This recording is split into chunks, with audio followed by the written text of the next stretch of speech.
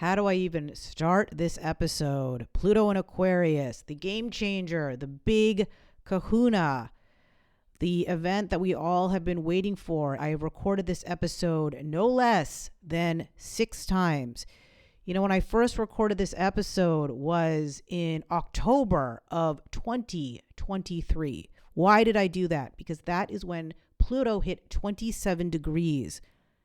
The last time it'll hit 27 degrees in our lifetime. And that was the degree of the U.S. formation. Well, we got a lot to talk about. A lot's happened since then. And I'll just say that I mention a lot in this podcast. I talk about the macro. I talk about the micro. I talk about the politics. I talk about the major systems in our lives, government and entertainment. And we're all of the folks are saying the same thing. It is a time of reckoning. It is a time of change. It is a time of pivot. It is a time of structures evolving. And what does that mean for you? And what does that mean for society? That's what I'm going to talk about. What else is happening in astrology with Saturn in Pisces, Neptune entering Aries next year, Chiron conjunct the North Node, the nodes being in Aries and Libra. I've been building towards this for a very long time. Everything on this channel has been in building blocks. And so if there's anything you do not understand, prior episodes will explain it. And I'll say that the one thing that has changed between October and now is I happen to listen to a couple of financial forecast videos on YouTube, something I don't typically do because it's a lot of clickbait.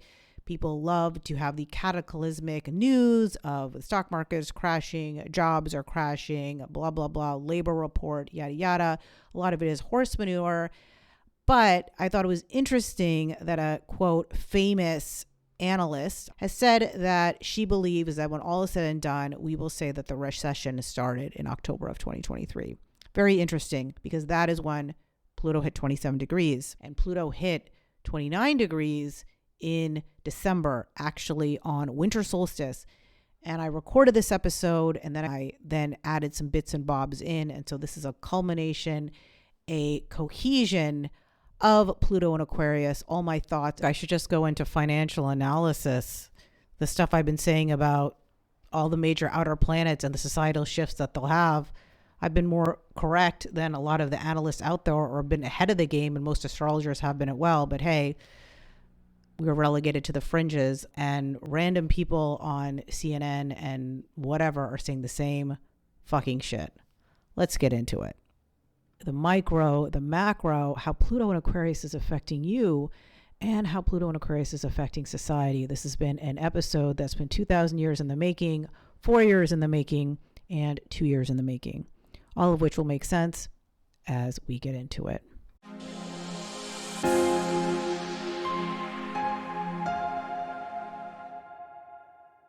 In my opinion, with Pluto entering Aquarius this year, this is the game-changing year. If you are not awake right now, if you do not see 2024 as being the game-changing year, podcast is not going to wake you up. This is the year of chaos, my friends. This is Pluto and Aquarius. You can feel it, but it's also mutation because that's what death and rebirth is. That's what I talk about in this episode. I talk about Pluto and Aquarius. I talk about what's happening this week. So this is Pluto and Aquarius. This is the culmination of cosmic alarm clock as it stands. I don't know how this material will be weaved into my future work. I will say 2 things. I am still going to be doing astrological readings in some capacity. I hope to have a website soon, and I will then post that in the show notes. You can also email me, Sunita, SUNITA, at Success and Spirit, if you're interested in my astrological precision work. This is a game-changing week. And of course, we are in the energy right now of the Virgo full moon. Of course, if you don't know what full moons represent, they represent culminations and fruition. If there was a thing known as a cosmic alarm clock, it'd be the full moon, which is why it often keeps you up at night. It is the sister to the Virgo full moon that we had in 2022, which is the day that I did not sleep a wink. And that was the birth of cosmic alarm clock. Cosmic alarm clock will have a place in my life, just as Uranus and Saturn have places in your life. Uranus is the creative genius and the astrologer and the weirdo, and Saturn is the person that goes to the gym and has a financial portfolio. They both have a part in human life. Cosmic alarm clock has a place in my life. I just don't know where it is, but it's absolutely the start of the journey. And for those of you who've been with me on this journey, I thank you for being here. My work will not go away. The form may change. I may have a membership site where if people want astrological timely content, that's where they're going to get it. And I'll have small snippets of things that will be on my YouTube channel and social media. I just dropped a short video on the Mars and Venus conjunction, which last happened March 6th of 2022. And it is happening as we speak, as I'm recording this, at 5 degrees of Aquarius, very close to Pluto, not a coincidence. And that is all part of it. Again, thank you for listening. If you want to continue the journey with me, YouTube channel, Success and Spirit, podcast, The Aligned Alchemist, and a social media platform, TBD right now, it's Instagram at Success and Spirit.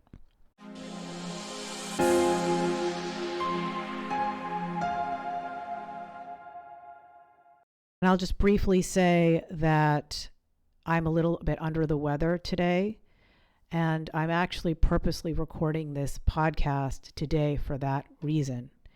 I've recorded this podcast so many times, and what's happened is that the podcast is starting to sound like my other podcast, which is The Aligned Alchemist, which is a business-focused podcast, which is a podcast focused on mindset and personal development and human design, which is where my energy is going. And it was a lot more succinct and bullet pointed out in the way that I do that podcast. And that's not what Cosmic Alarm Clock was about. That's not what Cosmic Alarm Clock has been about since the beginning.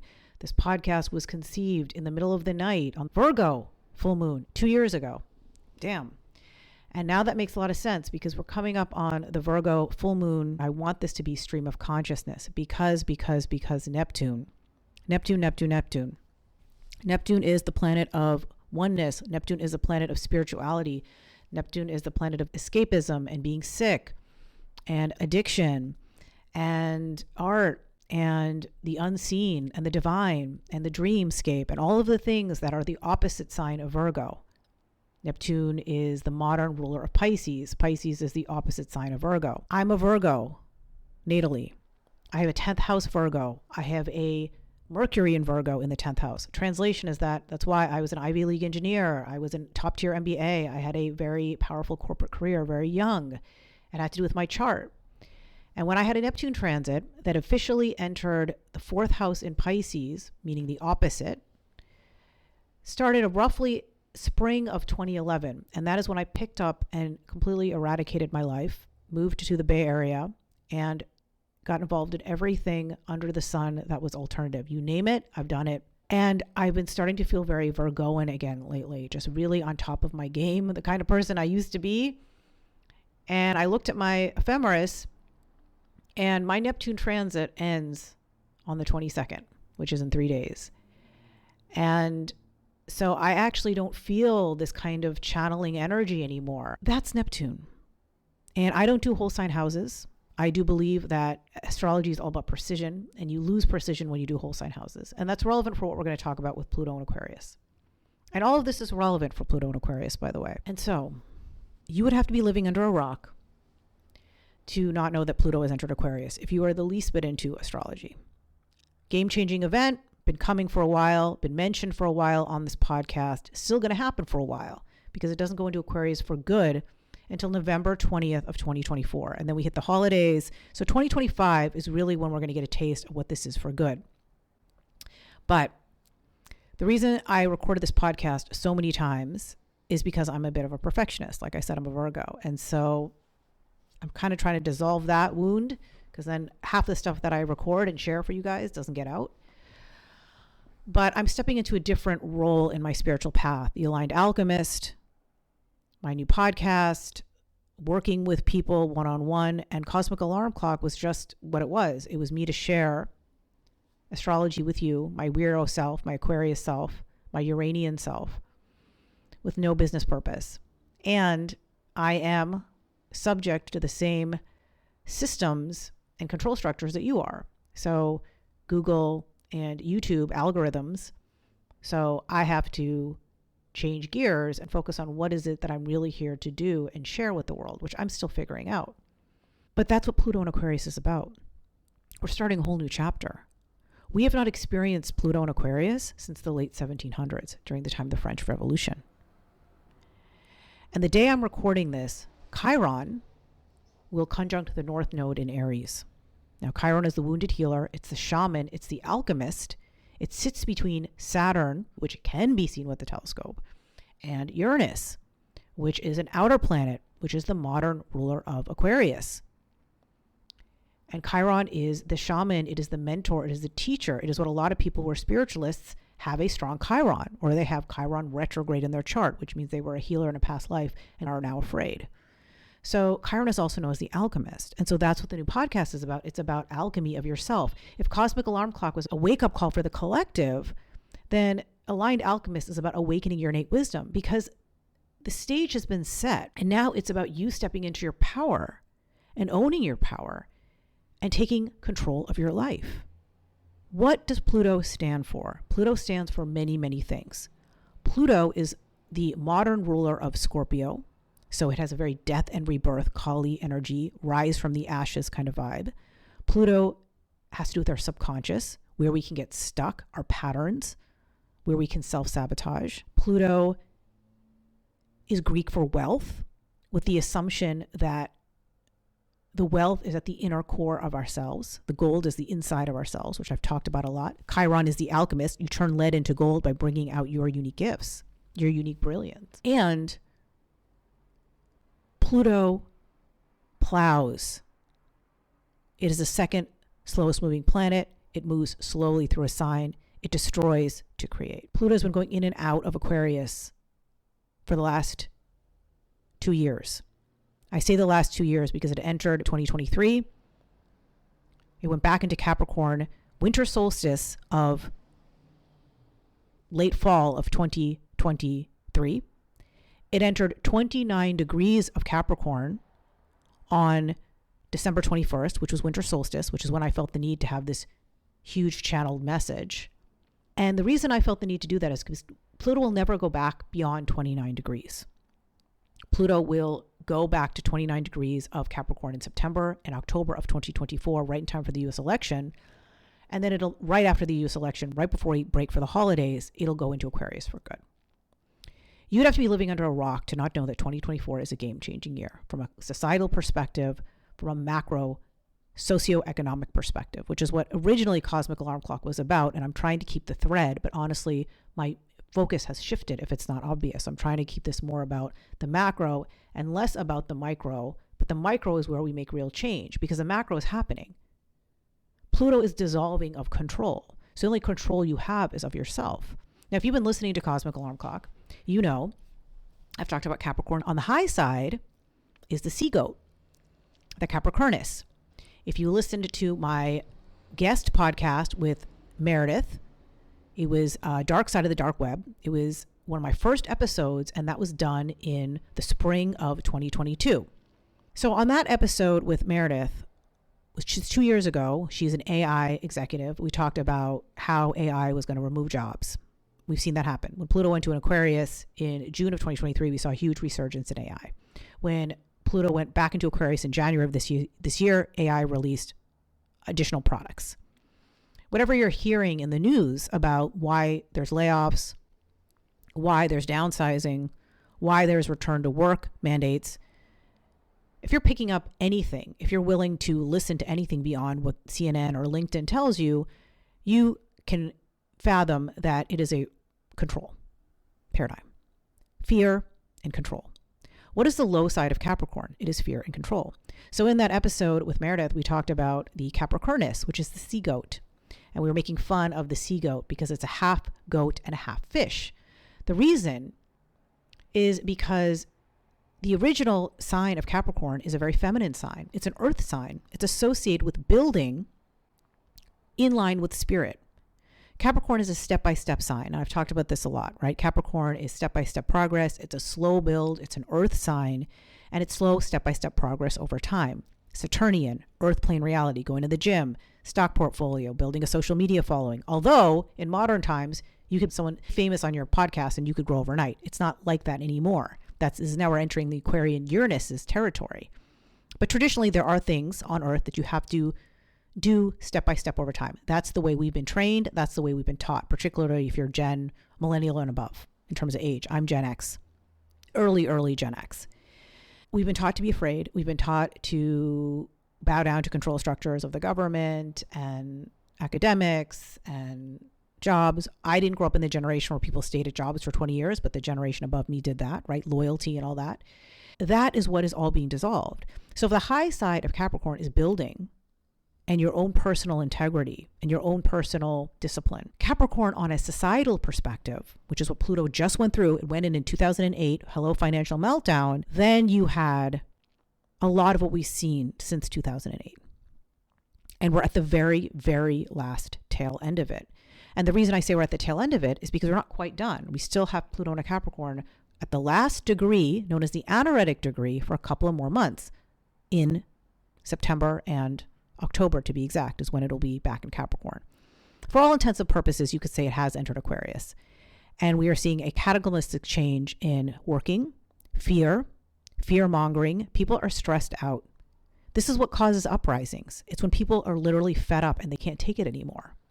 Now, I'm not saying we're going to have another French Revolution. We don't live in that time anymore. We don't live in that society anymore. But if you are picking up anything, people are fed up. They're scared of this trap they find themselves in. And people are just giving no fucks. I'm going to pull from a bunch of different references because as a collective energy, I tend to absorb information from all different sources. But I was watching, some comedian podcasts. I was watching Joe Rogan and Tim Dillon. I don't know if you know Tim Dillon. People call him a right-leaning comedian. I don't think he's right-leaning at all because I'm like him. I think all politics is fake. And he was just talking about, we're all moving towards a society where we're going to be tracked and we're living in these like work-live structures where you get free housing, but then you're like beholden to your job. And people think that's so far off and it's so 1984 Orwell. No, it's not. No, it's not. That is low side of Pluto and Aquarius. And that's what we're going to head to if we're not careful. We're already tethered to our jobs for health insurance. A lot of people are. And Capricorn is fear and control. And 2004, if you have not already picked up what I'm putting down, I'm actually glad that I'm recording this in February because now people have actually seen the evidence of what I'm talking about because you're already seeing it in January and February. Fear and control. It's palpable because we're going through a cataclysmic change in society we've not seen since we literally were on horses. Our bodies are still from that time. But Aquarius is the future. It's air. It's very fast moving. It's synchronicities. It's the modern ruler is Uranus. It's co-ruled by Saturn. It's about manifesting in a whole different way, but it's not about having a plan. And it's not about Capricorn step by step. And it's not about being in control. And that scares the shit out of people. And that's what we're heading towards. And it's really about awakening your own innate wisdom so you can navigate the path ahead. Because what's Pluto? Pluto is in the dark. It's navigating using your intuition, which needs to come back, body wisdom, which is human design, your gifts. That's one part of it. So much to say, but also so much has been said. I've said so much during Cosmic Alarm Clock. All the episodes are there. The depth is there. I did an entire episode on Chiron and Pluto about being agents of transformation because it's going to be by owning your Chiron that you're going to survive this Pluto and Aquarius transit, which is 20 years. I believe firmly that people who are here as agents of change are here to partly bring in. That is part of the role I know I'm here to play. I have Pluto on my North Node. So it's about bringing transformation to the collective in my own unique way. And that's what the Aligned Alchemist is about. And that's what a lot of other projects I'm going to be involved in are about. This is a crazy, crazy time. And if you are feeling of February 2024 being a circle back, a closing of a portal to February of 2020, you're not alone. And you're also not crazy. We have the same two presidents basically running for office. I know people say there's going to be other candidates. There's not. I mean, it's already a two-person race already in February, which is unheard of. Two oldest candidates ever. An incumbent who is on trial running against a guy who a lot of people are questioning his sanity, myself included. The same two teams in the Super Bowl. We have a leap year. We have a U.S. election. It's not your imagination. 2024 is the higher octave of 2020. And it's a time to close the door on the past. And what is the new reality going to look like? Because this is the growing pains of a society post-pandemic that now is like, okay, now what? What does work look like? What does society look like? What does life look like? What do I want my life look like? Now that I've been at home for 4 years and I've been able to hang out with my kids and go to the gym, now all of a sudden I have to go back to work, which means I have to move my family to a place that I can't afford. and go back to living hand to mouth as one example. And I've seen these actual conversations. And I think people are giving less fucks. And I'm all for that. I'm a Uranian. I have Uranus on my ascendant. I'm all for being the kooky, crazy weirdo. It was the kooky, crazy weirdo that came up with Cosmic Alarm Clock and gave no fucks and said whatever I said on this podcast. I don't even know what I said because half of it was channeled. Cat Williams, Black comedian, not quite mainstream, but most people who know comedy know him, had this famous podcast on Shay Shay, ex-football player, kind of a niche podcast, has like 60 million downloads on YouTube. And he was outing a lot of bullshit happening in Hollywood, which is another societal structure. One I don't talk about that much because it's not my world. I think academics, medical system, government, but Hollywood is another major, major part of society. When I talked about Neptune before, what is Neptune? Delusion, distraction, addiction. What the fuck do you think Hollywood is about? People worry about the celebrities more than they worry about their own goddamn life. That is all part of the process. And that is all part of what is dissolving. So what's Aquarius? And I've talked about Aquarius before on this podcast. Aquarius is fixed air. Aquarius is the definition of law of attraction. Aquarius is those hidden synchronicities and universe downloads that you cannot explain. It's meeting that person that changes your life. But Aquarius is about listening to your intuition and being at the right place in the right time. Synchronicities don't happen because someone shows up at your front door. It might to you. That's not how it works for me. You got to go out and put yourself in the collective. Aquarius is a social sign. Capricorn is a hermit sign. It's associated with the winter. And I don't know about you, but I've been hermiting up for years. I had some other personal things happen to me. I feel like I'm awakening from a gigantic hibernation. And if I have collective energy and I'm saying that and choosing to share that on a podcast, maybe I am resonating with some of you guys out there where you're like, now what? What is the new paradigm? What is the new life? I don't care if you're listening to people who talk about human design or you're here listening to people talking about energy or they're channeling the Palladians or anything. If you watched any of the stuff coming out in January about what's to come in 2024, they were all talking about the great shift. This is it. 2024 through 2027. I had said Cosmic Alarm Clock was 2020 through 2027. But the big shift has happened. 2025 through 2027 is going to be preparing for 2027. And if you're not familiar with 2027 and you're not familiar with human design, 2027 is the cross of the rising phoenix. It is what human design has been talking about since the 90s. It is supposedly an entire shift in society. We officially go from being an earth-based society to being an air-based society. Now you should know that human design says we have 9 centers versus 7 chakras. I don't really like the fact that he changes the name of things. Not my bone to pick. But when he said we upgraded when Uranus was discovered. Now remember, Uranus is the modern ruler of Aquarius. What is Uranus? Uranus is the freak flag. Uranus is your creative genius. Uranus is the weirdo. Uranus doesn't operate on Earth-based reality, and it operates on cosmic time. Hence, Cosmic Alarm Clock. Hence why this podcast was so all over the place and random, because Uranus was at the helm. I was not at the helm. And that's why I had to do one last podcast where I was a little bit altered, because otherwise I would just make this too buttoned up, too aligned alchemist style. And that's a whole different podcast for a whole different audience. But I wanted to close this out right, because Pluto entering Aquarius is what I've been talking about since I've been talking about this podcast. And with someone with Pluto on her North Node, which is basically Kali. Kali was this person who came up through me 2 years ago and started me channeling in public. Never been on social media in my life, never been on camera in my life. Aquarius is co-ruled by Saturn and Uranus. And so it's really an amazing time if you think about Saturn being the ruler of Capricorn, which is crystallization and concretization and manifestation, and Uranus being, the downloads from higher self and cosmic time and crystals and moldavite. And I've been working with moldavite lately. That's an interesting stone if you don't know about it. There's tons of YouTube videos here talking about it's getting harder to find, right? Because more and more people are interested in what's out there. And that's an exciting time. We're in an exciting time, but it doesn't feel exciting because it feels scary, because we're going through massive change in our life. And you're feeling it in your body. Uranus in Taurus. Uranus will be in Taurus this entire year. It'll dip into Gemini next year, which is a fast-moving air sign, and it might be a more comfortable energy. But Taurus is a fixed earth, and that's our bodies. And Uranus is in our bodies, and it's this like uncomfortable feeling of like, what's next? What am I going to do to make a living? How am I making money? What's the future hold? Blah, blah, blah, blah, blah. Especially if you're someone who wants to do something different, especially if you're sick of this shit. But you also know that you live in the earth plane and you've got to navigate it. It's a tough balance. It's a tough balance for many, and it's a tough balance for many of us who find ourselves in the category of the spiritualist, hence Chiron. And so going back briefly now, I want to talk about what's happening right now for those who are interested, is that the reason I waited to drop this podcast until a couple of weeks into Pluto in Aquarius is because we had a new moon in Aquarius, which is also known as Chinese New Year, the official start of New Year.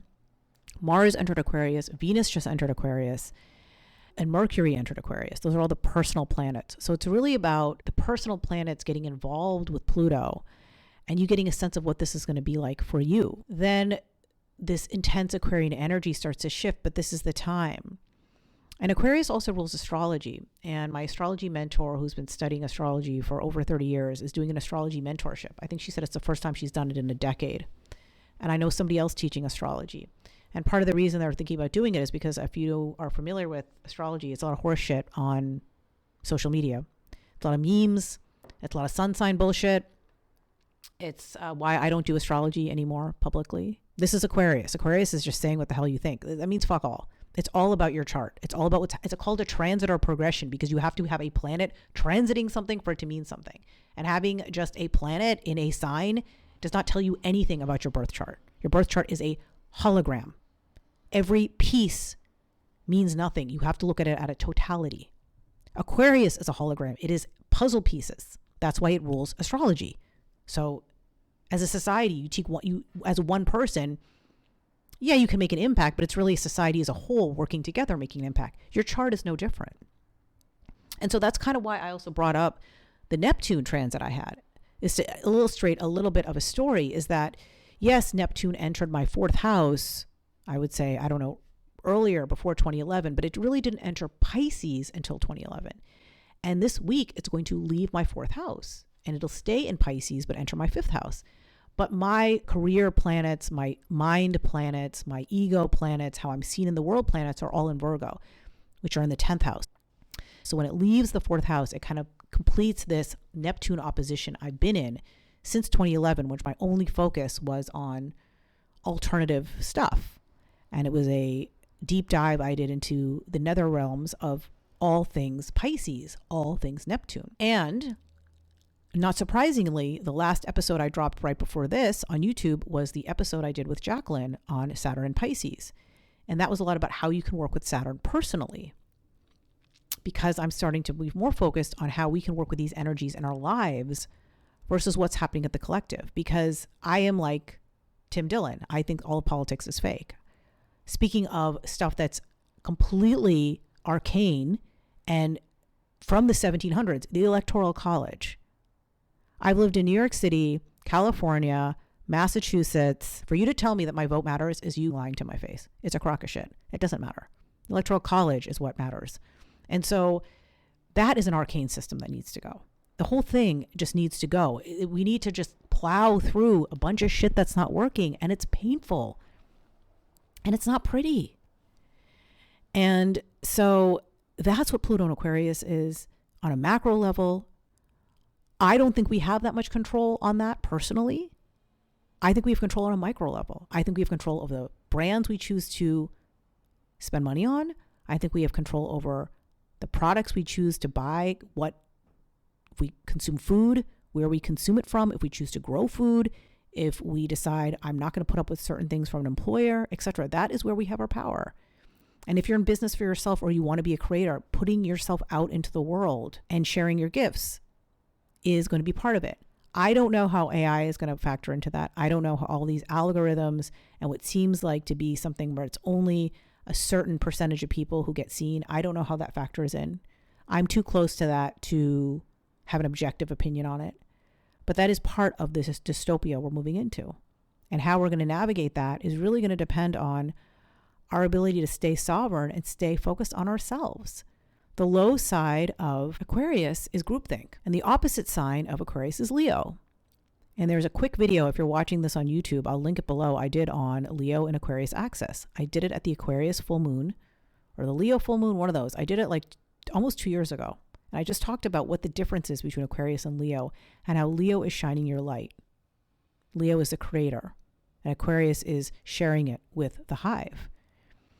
And how creators are struggling. I think there's actually an episode on this podcast. I don't think I put it up on YouTube, but it's on the Spotify playlist of Heart versus Hive is what it's called.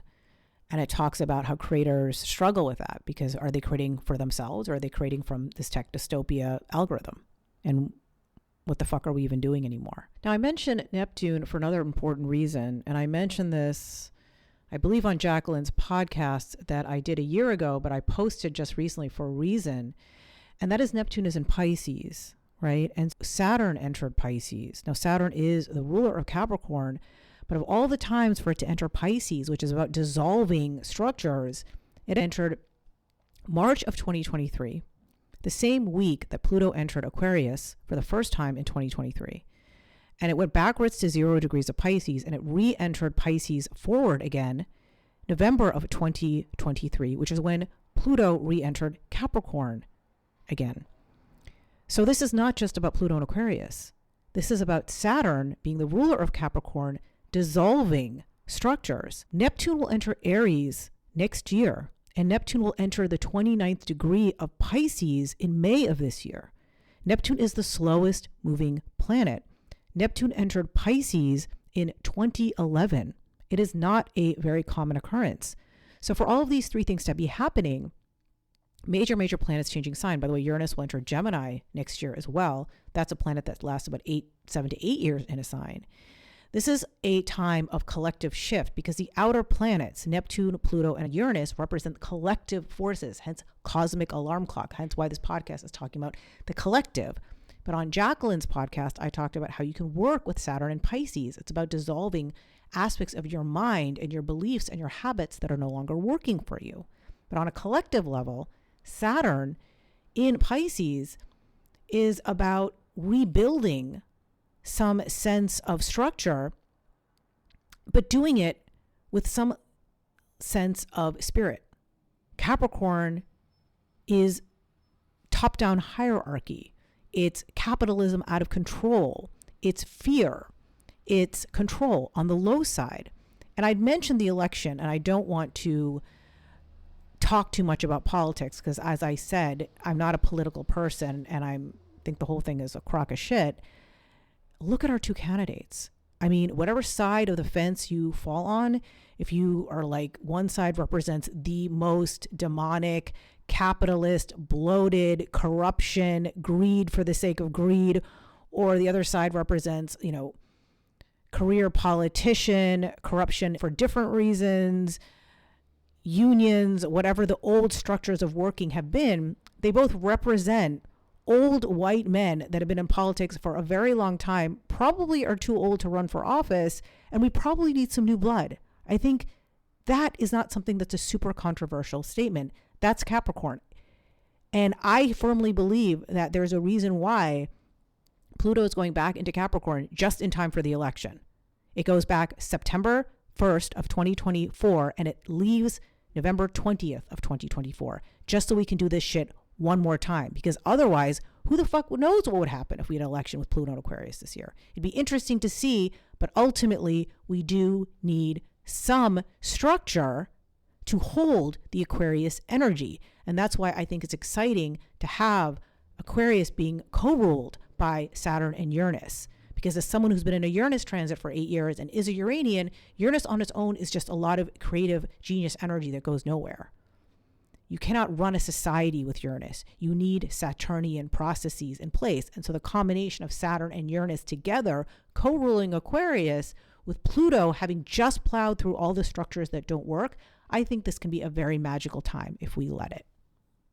I did a entire deep dive on the nodes, and I'll link that below. And I talked about what that meant for the North Node being in Aries and the South Node being in Libra, and how that was interesting to the prior, which was the North Node was in Taurus and the South Node was in Scorpio, both ruled by Mars and Venus.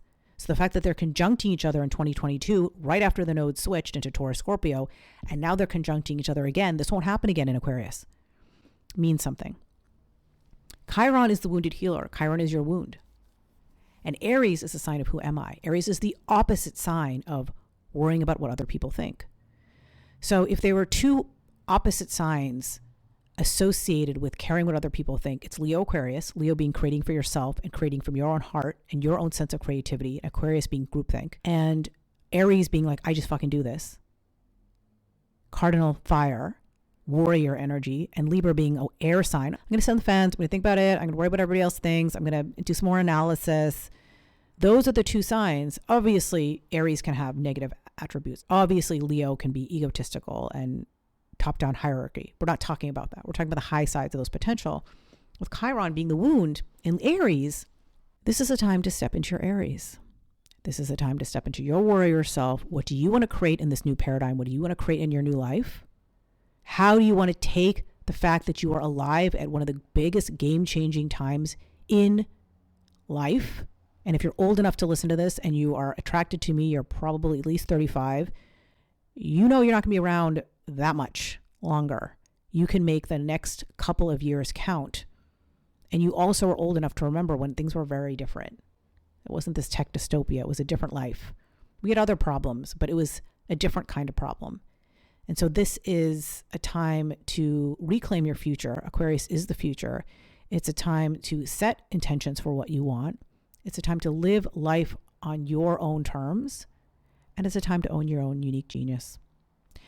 Thank you so much for listening to Cosmic Alarm Clock. This was Pluto and Aquarius. This was Cosmic Alarm Clock. And if you're interested in hearing more from me, The Aligned Alchemist will be out on YouTube as a video podcast very, very soon. I do have a face. I do exist, as I'm sure you can see if you're watching my YouTube channel. And that will be coming very, very soon. I cannot do two podcasts, and they've been competing with one another in my psyche. And I needed to release this to allow that one to fly. And if you're interested, I just released 2 mini episodes on my YouTube channel. One is on the Mars-Venus conjunction in Aquarius. And I also released an episode on the Saturn-Sun-Mercury conjunction in Pisces at 9 degrees of Pisces. Big deal, once in 30 years. These are a lot of once-in-a-lifetime things happening all in 1 week. Chiron, North Node, Aries conjunction, Mars-Venus conjunction, Aquarius, and Saturn, Mercury, Sun conjunction in Pisces. And those will probably be my last timely videos on my YouTube channel in astrology, in case that's the reason that you followed me or you followed me for Cosmic Alarm Clock. And here's why. Because I don't really know where astrology falls on this YouTube platform. If we have major transits like Neptune going into Aries or Uranus going into Gemini, I don't think I'll be able to stay away. But frankly, people want sun signs. They want this for all signs. They want horoscopes. That's what drives the YouTube algorithm. I've said on my Aries North Node, Libra South Node video, I will die on my sword on that. I don't give a flying fuck. That is not astrology, and I will not have that content on my channel. So if that is what I need to grow content on my channel, then I'm happy to pivot into what I will be pivoting for, which is mindset, which is human design, which is how to use all of this in business and how to take control of this in the new paradigm. Like I said, I still do readings. They are word of mouth. They'll be up on my website, and they'll be a way for people who want my laser precision astrology to get those insights, but they won't be up on YouTube. People want random bullshit. They want people to tell them something that's completely fake. Astrology is a skill. It's a tool. It's math. It's why everyone I know who's been in the world of astrology and has real chops in it for multiple years is coming back and teaching. Aquarius is also associated with teaching. Remember, the ancient ruler of Aquarius is Saturn, values, because there's so much garbage out there. People making shit up that they're like, I've got to train real people in this. Enough of that rant. And hey, with Kali being the genesis for this podcast, of course she had to come at the end and drop a truth bomb on you. That's who I am, and that's who she is. Thank you so much for listening to Cosmic Alarm Clock. Thank you for being part of my YouTube channel. I hope you continue to be part of my journey. And if not, if this is where I leave you, enjoy the global transformation, the macro alchemy, and grab some popcorn, watch the show unfold.